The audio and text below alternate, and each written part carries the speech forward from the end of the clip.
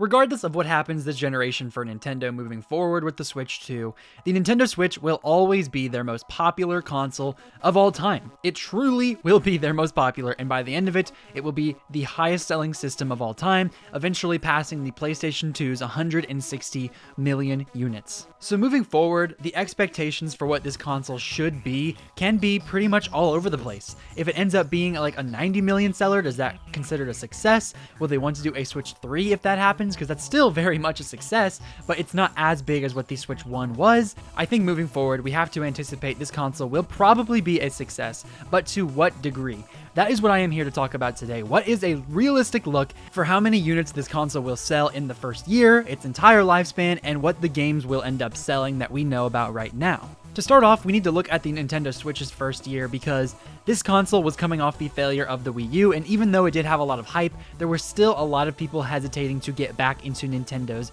big market. And a lot of third-party developers felt the same. There weren't a ton of third-party support at launch. And yet, the Switch still sold 14.8 million units within the very first year of that console's existence. Then in the second year in 2018, it went on to sell 17.41 million units, which is a very, very big success. If you put those together within the first 2 years, it sold about 32 million units. The strengths and weaknesses of that console are very similar to the Nintendo Switch 2, except a lot of those weaknesses from the Switch 1 have been fixed with the Switch 2. The Switch's biggest strength was that you could play home console games anywhere you wanted on the go. Big games like Breath of the Wild, Mario Kart 8 Deluxe, Mario Odyssey, Splatoon 2, Xenoblade Chronicles 2, all massive games that you could play in handheld mode anywhere you liked.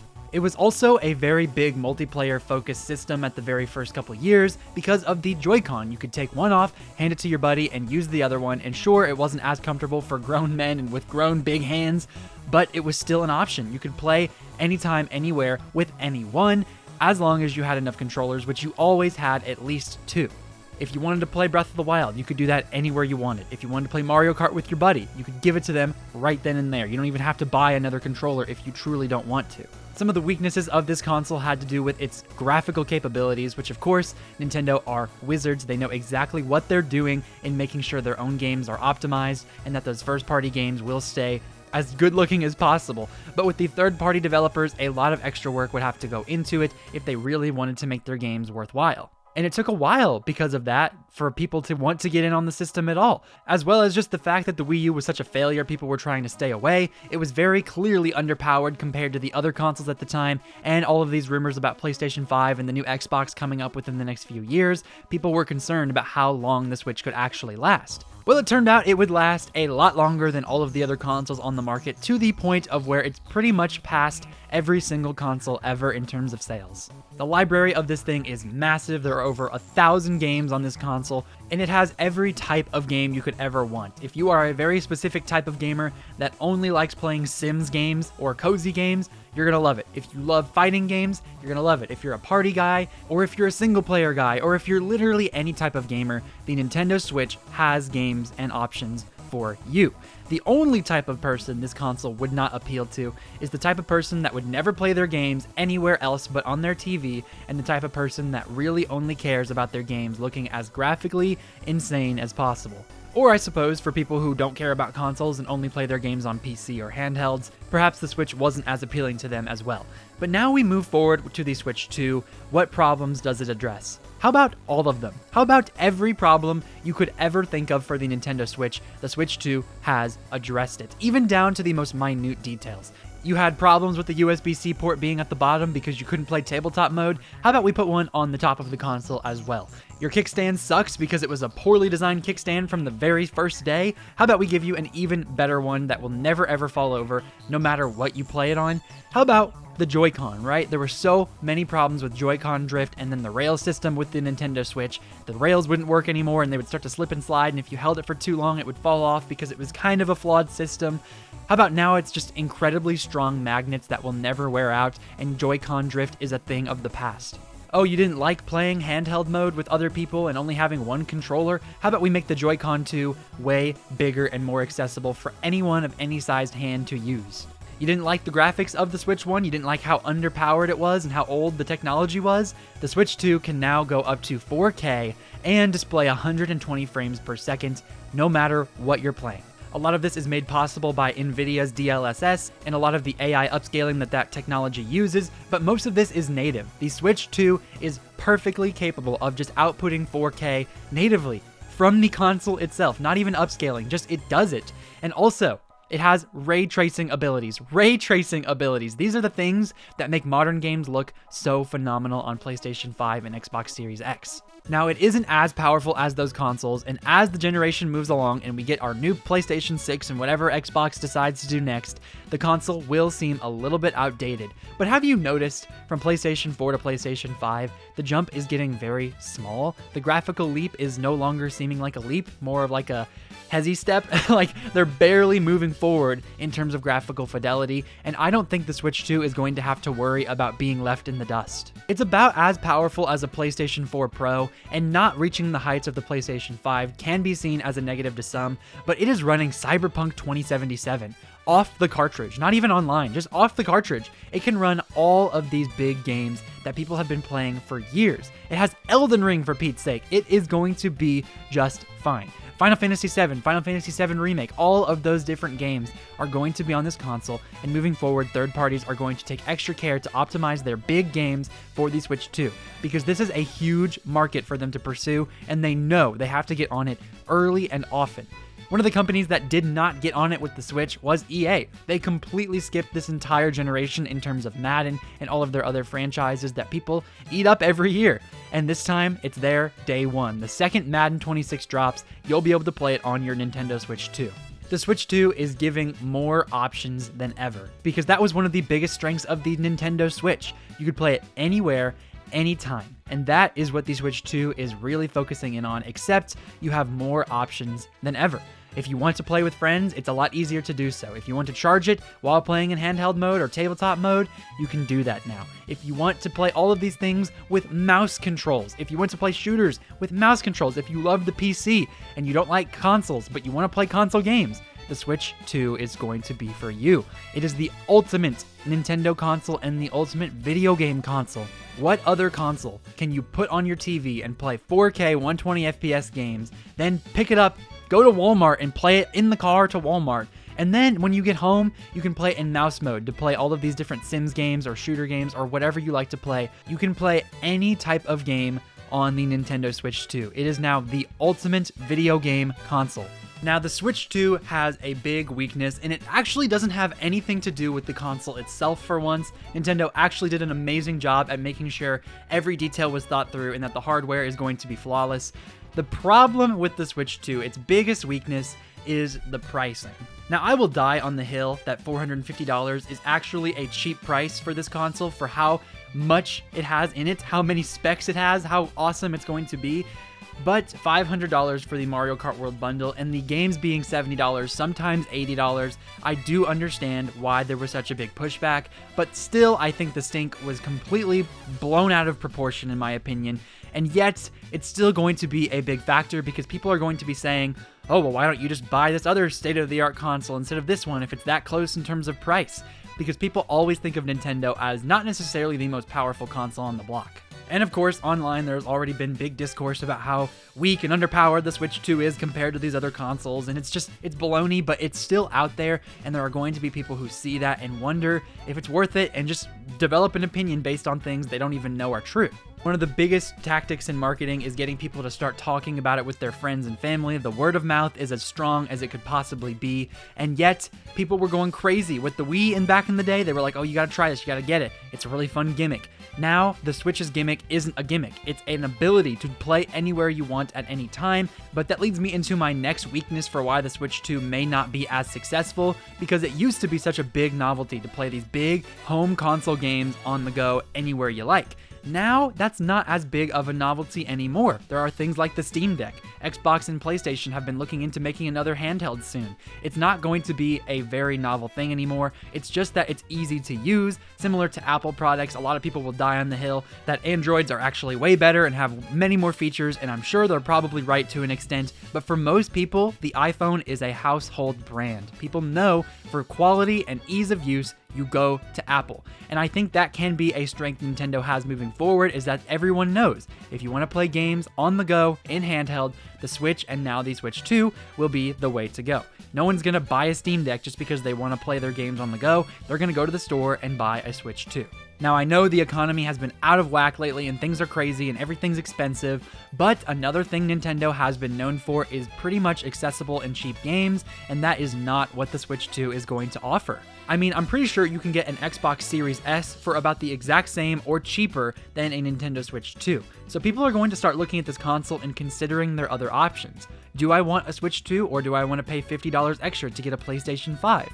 Sure, there are probably going to be way more games on the Switch, especially considering the backwards compatibility aspect, but still, the Switch 2 is going to be one of those things now that people look at that price, they hear the stink, they listen to the stink, they smell the stink, and then they consider, oh, do I actually want to play a Switch 2? Do I want this, or do I save my money and just get something more powerful? Because the reality is, for a lot of consoles like these, people in the gaming sphere will say all day long, PlayStation has no games, Xbox has no games, go buy Nintendo, they have a million games, which I do tend to agree with, generally speaking. But the reality is, most people, the majority of people who will go to the store and buy a console are only going to buy 5 to 10 games during that console's lifespan.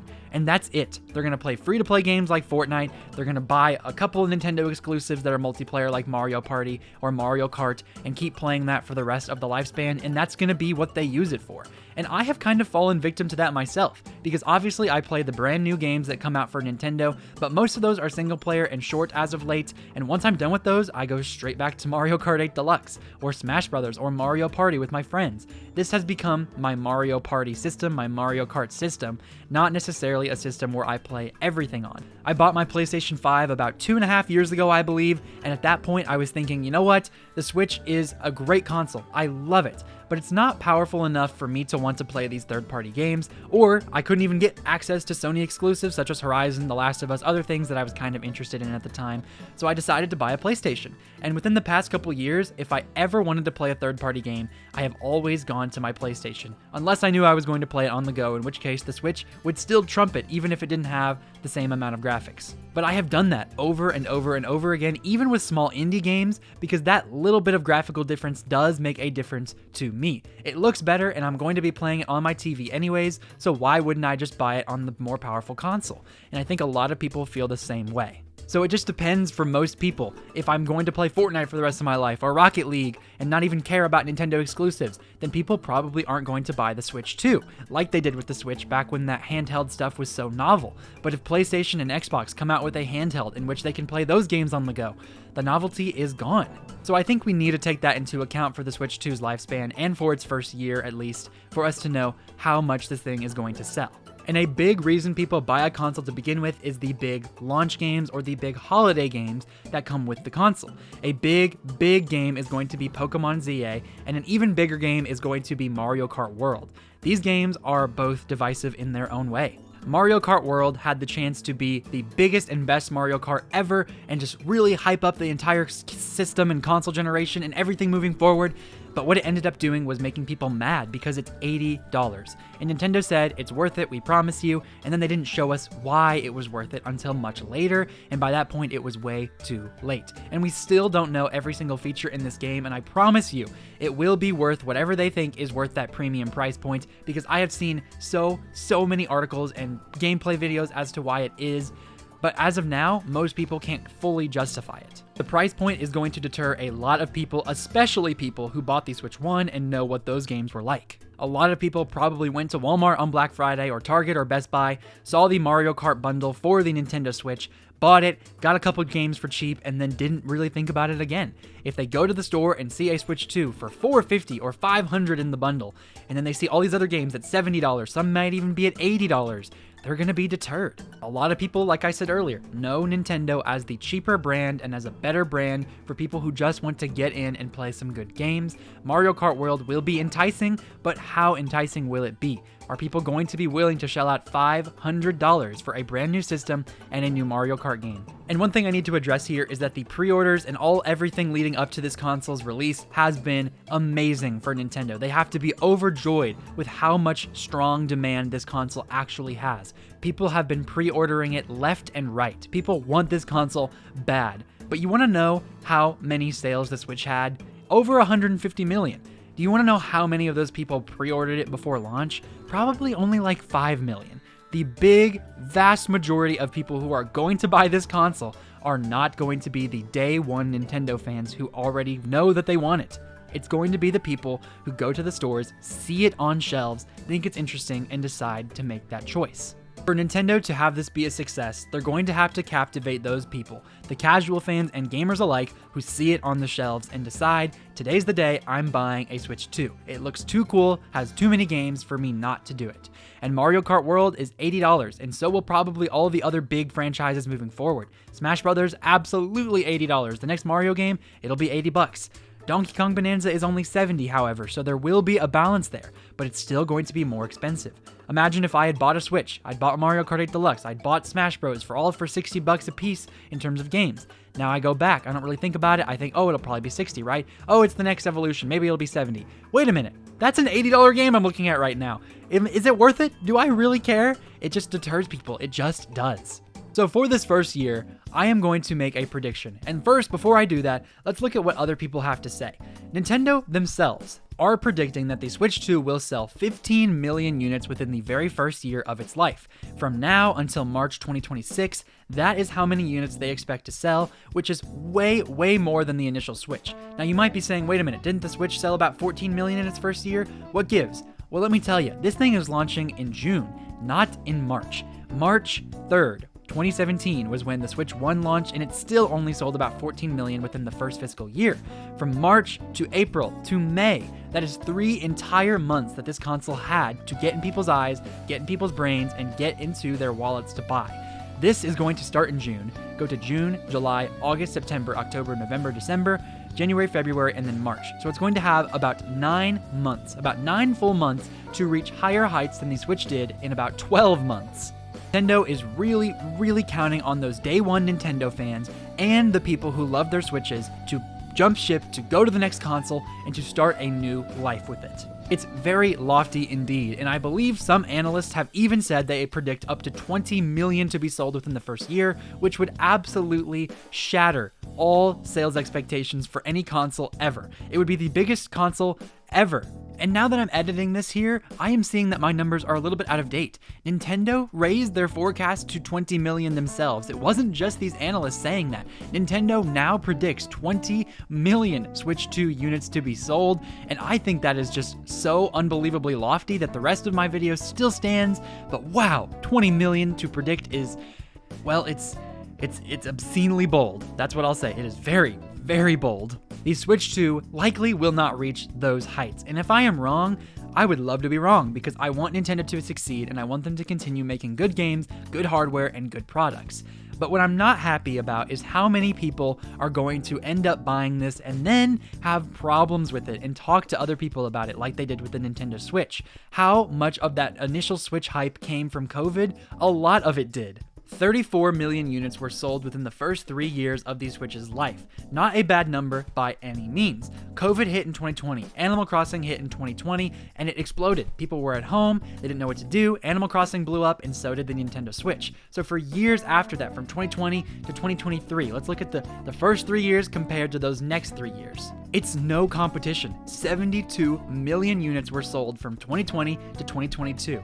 That is insane. And all of that really did come from COVID, getting this thing out in the limelight, getting people invested. And sure, I do think this would have been a successful console without COVID. It would have hit similar heights, maybe 110 million units rather than 150. But still, that is so many Switches that people bought and were curious about because of Animal Crossing alone. And Lord willing, we will not have another worldwide pandemic that will do the same thing ever again, hopefully. So the Switch 2, knock on wood, will not probably reach those same heights. But it does have a big install base, a big fan base that care about this console moving forward, and Nintendo first-party games. The one thing I have a huge concern with is, did Nintendo do enough? I think they tried really hard to tell us as much as possible about this thing to get us invested, but I don't think they did quite enough. I think their communication was way too lacking. It made it seem like they just were hiding stuff from us. It made it seem like they didn't want to hear anything about what we had to say or share how much anything was going to cost. They did so much in secret and silence, and they decided to give all of these weird details such as game chat, 7 minutes in the direct, but they couldn't even tell us anything about Switch 2 editions and what those free upgrades would look like or anything. We had to figure out all of it later, which is what led to such big outrage from a lot of people. Now that's another thing, right? They could be honing in on that outrage. Any publicity is good publicity, right? We just have to decide what kind of outrage is this going to be. Is it going to be a Concord outrage in which people are so mad that no one buys it and it's just a huge flop? Or is it going to be a Last of Us Part 2 outrage in which so many people continue to buy it anyways? I think our answer is somewhere in the middle, and I think Nintendo is very, very close to where that number is going to be by the end of the year. I think this hype is going to continue through, and the first year is going to look very strong, but I wouldn't be surprised to see if those sales numbers dip within year 2. So my predictions for the Nintendo Switch 2 moving forward from June 5th all the way to March 31st, 2026, I think Nintendo will sell about 16.4 million copies of this console within that first year. A lot of this has to look good for their investors, and I really do think Nintendo is giving us a very ambitious number here, but also a somewhat conservative number because the Switch had so much hype and it has died down a lot, but I think the Switch 2 can bring that hype level back up to 100 if it really catches fire, and I wouldn't be surprised to see it catch fire within the first year. They want to make sure no matter what happens that number doesn't have to be adjusted, whether it go higher or lower. They want their investors to know, oh wow, we said it was going to be 15 and then it surpassed that. What a surprise. Keep investing in Nintendo because we supersede even our own expectations. But I think those 20 million analysts are insane by saying it's going to sell 20 million in just 9 months. Black Friday can do a lot, but it can't do 20 million in my opinion. Now, I want to talk a little bit more about the games themselves because the sales numbers of games have always intrigued me, and the Switch is such a weird console to look at for that. Animal Crossing outdid the entire series all on its own. Mario Kart 8 Deluxe reached heights that the series has never reached before. Zelda has a new life on the Switch with Breath of the Wild and Tears of the Kingdom. It is now a massive, massive pillar for Nintendo. What is the Switch 2 going to do for new franchises? Well, let's talk about that. If I'm going with the prediction of 16.5 million units for the Switch 2 itself, I am going to predict that Mario Kart World sells an obscene 11 million within the first year. That attach rate is absolutely insane, and sure, a lot of that will come from the bundle, but I don't think there are as many bundles out there as people expect, maybe only 2 to 3 million compared to however many consoles are going to be sold. The Switch 2 is going to be a very basic console in which you buy that and then get games with it, and Mario Kart World would be one of the biggest ones that continue to sell throughout the entire console's lifespan. I think 11 to 13 million units is a very, very reasonable expectation if it sells 16, but 11 is where I'm going to sit on the safe side here because it's just going to be a phenomenal game, but I'm also factoring in the $80 price point and how many people were truly outraged. But I do think a lot of that outrage will kind of go away as people start to play it and find new details and find out why it actually is worth that much money, because I think it truly will be, and it's going to be a great game for a lot of people to want to buy. Then we've got Nintendo Switch 2 Welcome Tour. I think this game is going to sell about 2 million copies. The $10 price is going to make it pretty enticing for people who really do want to see what's going on, the inner workings of this console. And at some point, I'll probably cave in and buy it and just see what's going on. Or there are a lot of mini games in this, and it turns out that it's actually a much deeper experience than one might expect. So it's another instance in which Nintendo poorly communicated, poorly marketed what this product actually was. But I do think 2 million units is probably the sweet spot there. If 1-2 Switch could sell about 3 million, this game will probably only sell about 2. Then we've got Drag X Drive. I feel like this is going to be somewhat similar to ARMS, in which it sells a decent amount to where people who really get invested want a sequel, want another game like it, but they probably will never end up going back to this idea. It's something that they really wanted to use to show off the mouse functionality, and is another type of game I feel should be similar to Welcome Tour in terms of being a pack-in game, or just being some sort of mini game in which you could test out the feature with. But this does seem to be at least somewhat involved, and most people who played it at these events said it turned out to be a really fun game, and a lot of people I heard actually ended up liking it more than any of the other games there. So I am excited for Drag X Drive. At some point I will probably pick it up. It's supposed to come out sometime this summer, hopefully in the end of June, maybe closer to early July, but we shall see. I think this game will sell 1.5 million units. It'll be underwhelming, but It really probably would sell more if it was a launch title, and I'm sure people could have said the same thing about ARMS and that selling decently well. I think that game sold 3 to 5 million units, but this won't sell as well because it isn't a launch title and people aren't as willing to shell out the money for experimental games that don't look too in-depth unless it's at launch. So I really think 1.5 is probably where this game will sit. So next up here, we've got Donkey Kong Bonanza. This is a fascinating one for me to even try to begin to predict. It seems like it could be a Mario Odyssey type seller, and yet I just don't know how the general public is going to react. And from the people that I have seen that went to the events and played this game, it seemed to be a little underwhelming, and I'm actually very, very confident that they have not shown us everything about this game yet, especially considering the Pauline leak that a lot of people saw. So this game is going to have much more depth. I think there are different mechanics that they haven't shown us off yet, but if it is what we see now, I think people will be a little bit disappointed. It might be another Princess Peach Showtime in a way, not to that extent. I think this game will be much better than that, but I am worried at its length. I'm worried about its depth, and I hope that they really do treat it like a first-party Nintendo game, like a first-party Mario game, not like a Donkey Kong game in which, most people just, they want to play Donkey Kong, but they don't really know what they're getting into. So let's just make an easily accessible experience, right? No, I really hope that they go in depth on this and that it turns out to be a great game. The marketing is just going to be interesting. It's going to be weird to see how many people actually do care about this franchise, how many people want Donkey Kong back. We'll just have to find out. But I think 5 million units, 4 million units, somewhere around there is probably the sweet spot. 3D platformers tend to do a lot better on Nintendo consoles, and I think it has a chance to really, really be a big 3D platformer for Nintendo. So if they continue to push it, if they market it, if they show us more about it, I think it could be a 5 million seller, and that's what I'm going to predict. In the first year, it sells about 5 million copies. Next up, we've got ourselves Kirby Air Riders. This one seems a bit interesting to me. I don't think it's going to sell as well as some people might anticipate, but it is still a Sakurai game. It is still Kirby Air Riders. That crowd will be there. I think it'll sell 2 million units. I think that's probably the sweet spot. Because Kirby Air Riders, as much as I want to say is going to be this huge franchise that Sakurai reinvigorates with this new installment and everyone just cares about it, I highly, highly doubt that to be the case. And unfortunately, I don't think this is going to be as big as some people might expect it to be on the Switch 2, especially within the first year. This is the kind of game that even on the original Switch within the 4th or 5th year, it probably wouldn't have sold more than 4 million at best. So on a brand new console that people probably won't want to pick up random games they're not sure about quite yet, this doesn't seem like more than a 2 million seller, so that's where I'll sit.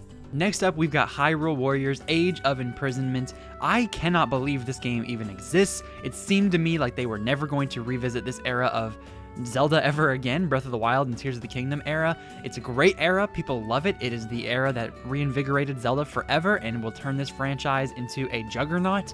And I cannot wait to see what they do in the future in terms of 3D and 2D games. But for now, Age of Imprisonment, I'm excited to pick this up. I know a lot of people are excited to pick this up. Age of Calamity ended up being a very high seller. In terms of this type of game, at least, it sold about 4 million copies, which really, really impressed me at the time. I remember thinking, wow, I can't believe a spin-off game such as this sold that well. And of course, there were many, many problems with that game, but people were just excited about Breath of the Wild. They had Zelda hype. They wanted to see what happened before all of the great Calamity stuff, and that was a great game to introduce different themes, different characters. The story was great. The gameplay was great. The frame rate, the graphics were pretty bad. They were abysmal, to be honest. So for this game to be on the Switch 2 and say, hey, we know the initial Age of Calamity game was awful in terms of graphics, and here we are making it better and bigger than ever. I'm going to say this game sells about 3.7 million units. That seems right to me considering the Zelda hype, how many fans are going to want to see what happened prior to Tears of the Kingdom storyline, and just this type of gameplay style is really fun, and it's been about 5 years now since Age of Calamity, so I think people are ready to get back into another hack and slash type game.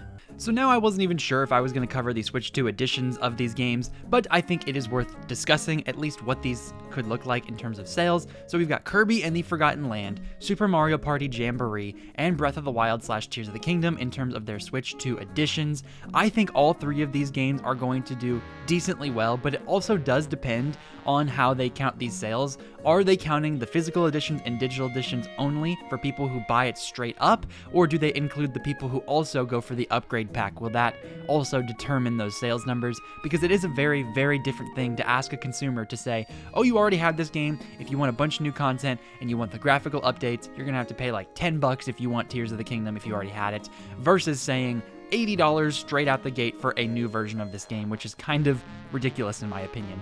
So speaking of Tears of the Kingdom and Breath of the Wild, let's start with those games respectively. I honestly do think Breath of the Wild, if we go with that criteria of saying you have to buy it physically, digitally for $70 and then $80 for Tears of the Kingdom, I think those games could sell a decent amount.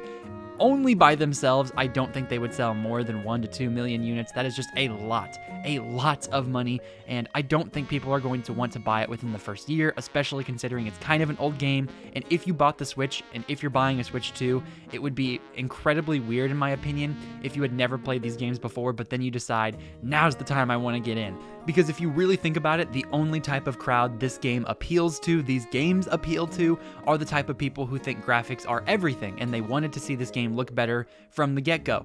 And if that's the case, not a lot of people buying Switch 2s, in my opinion, are going to be graphically in tune, and they're not going to want to buy games just because they look amazing. So I think if we're only going no upgrade pack here, 1 to 2 million units, 1.3 we'll say, for both of these games combined. I know that's not a lot, and Zelda is going to probably totally oust those expectations and just put them out of the water, but that's probably realistic in my opinion. If we're including the upgrade packs, 7 to 8 million, even 10 million. You know what? 10 million. If we're including the upgrade packs, absolutely 10 million for both of these games. And let's be honest, Nintendo will absolutely count the upgrade packs in terms of sales numbers for these things, because they just want to make these numbers look bigger and better, and obviously $10 versus $80 is a very big difference for an upgrade, but still, I think they're going to include it, and it's probably going to be close to 10 to 15 million. I wouldn't be surprised if it hit 20 million combined, you know? So those games are going to be phenomenal. I'm going to really enjoy jumping back into those. I already pre-ordered both of them digitally. Cannot wait to jump into these games again with new graphics and new content.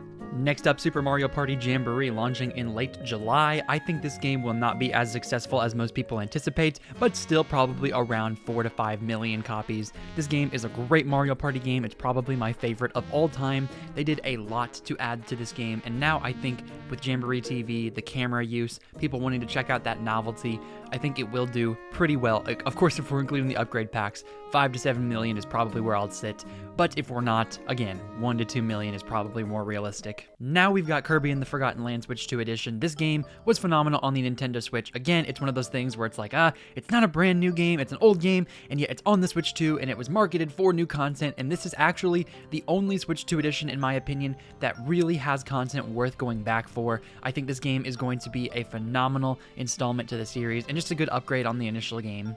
I cannot wait to get my hands on it, and I think a lot of people will feel the same way if they bought the Switch 1 edition. If they didn't, if people don't know what the series is, they're not at all going to be willing to try to buy this game or to look into it more because it's $80. So if we're going with that upgrade pack, once more, we have talked a lot about this with other things, but with the upgrade pack, I'm going to say this game sells about 2.6 million units, including the upgrade pack, because the original game sold an absurd 7.5 million units on the Nintendo Switch, and even if a fraction of those people go over to the Nintendo Switch 2, I'm sure they're going to want to get into this Kirby game even more. There are always 2 to 3 million people down for Kirby every single year, even if it's just a little bit different, even if it's not that much content. I still think those fans will show up and show out, and of course there will be people who decide they just want to buy it for the first time and pick it up for $80. So 2.7 sounds about right to me. Our final two games here are now Pokemon Legends ZA and Metroid Prime 4 Beyond. Both Switch 2 editions will probably sell decently well, and of course it depends on what the pricing model looks like for these games. I'm going to assume both of them are about $70 since it's the same game, it's a brand new game, it's not new content, so they can't say, okay, $10 for graphics, $10 for content. It'll probably just be $70 across the board. Brand new game for Switch 2, and I'm going to do my best not to include the Switch 1 sales. I'm just going to include only Nintendo Switch 2 sales, which will honestly impact these numbers. If these games were exclusive to the Switch 2, I think they would sell a lot better. Before the Switch 2 numbers of these games, Pokemon ZA will sell about 5 million units on the Nintendo Switch 2 alone. And yes, that seems like a crazy number because Pokemon sells a lot more than that with every single installment, but it's launching on the Switch as well, and 152 million people are going to want to buy it on the Switch and have cheaper access if they aren't willing to get into the Switch 2 ecosystem quite yet, which I think a lot of people will wait a year or two, and this obviously wasn't built ground up for the Switch 2, it just has a lot of graphical enhancements for it, so I don't think it's going to sell more than 5 million on this console, and it will probably still sell about 20 million combined with both the Switch 1 and Switch 2 units in terms of how many sales are on each console. I think this one will be 5 million for the Switch 2 and probably around 15 million for the Nintendo Switch. Pokemon always shows up, always shows out. Never let anyone tell you otherwise. It just is. They just sell no matter what. Last one here, the Nintendo Switch 2 edition for Metroid Prime 4 Beyond is going to sell 1.6 million units, and yes, that is a little bit disappointing because Metroid should be selling a lot better than that, but I anticipate about 3 million extra sales to come from the Nintendo Switch. I think this game will do better than most Metroid games. It will become the highest selling Metroid game ever. The hype around the Switch 2 will boost sales, and then people on the original console, the Nintendo Switch, will show up and show out for this game as well. The mouse controls for Switch 2 will be enticing to a lot of people. It will be the first game for many that the mouse controls actually matter, and they'll want to really play and try out and see how it works. I think Metroid Prime 4 Beyond could be a brand new life for Metroid. The highest selling game in the series is just 3 million copies, and I do think with the Switch 2 and Switch 1 sales of this game and the hype around it, it will reach new heights. 4 million combined is what I'm predicting for Metroid Prime 4 Beyond. It will finally crack that 4 million mark for the first time in over 40 years. And if it doesn't, that's fine, I guess, because Pikmin 4 was amazing and didn't sell as well as I had anticipated or hoped. I hoped it was going to hit that 4 million, 5 million, and it just didn't. And it was still an amazing game, and Nintendo will still probably go back to that well. But if they sold more, they'd make them more, and if they make them more fans would be made. So I don't know, I just really hope this game does well because Metroid Prime Remastered was amazing. That was my first exposure to that series. Metroid Dread was phenomenal. I've obviously played a bunch of those 2D games before, so I cannot wait to see what is happening with Metroid Prime 4 and the Switch 2 edition, and I hope people show up for it.